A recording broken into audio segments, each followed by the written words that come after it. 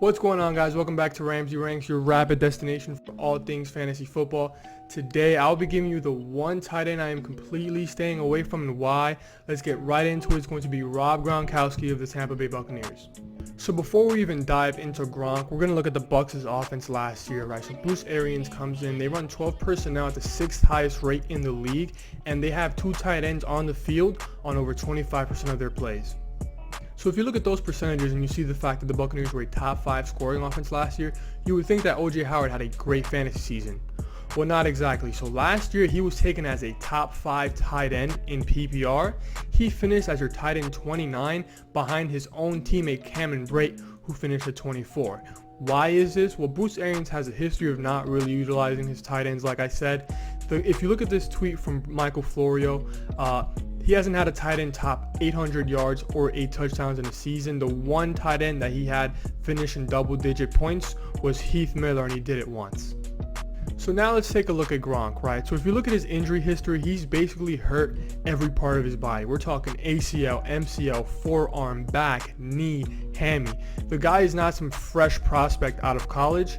Reports have it he's trying to be 265 for the start of the season, but he's currently at 250. We're concerned about regular NFL players being back in shape for the NFL season due to all the things that are going on with COVID-19. How am I supposed to expect a guy who hasn't played football for an entire year to come back to playing, full speed, full health, when we are concerned about regular football players that didn't take a year off doing the same thing? But let's say, for example, you think that Bruce Arians is going to change his tendencies, and he's going to make sure that Brady and Gronk have this connection, and Gronk is going to stay relatively healthy, and he's able to do what he did for you before he retired. Well, if you look at his stats his last year, he gave you 47 catches for 600 yards and 3 touchdowns, right? This wasn't an 1,000-yard receiving year. This wasn't a double-digit touchdown year. This was the remains of Rob Gronkowski's body being on the field blocking for the Patriots. This was not, prime Gronkowski was giving you double-digit touchdowns, 1,000-yard seasons. Even if everything goes well, I don't see Gronkowski really producing for your team.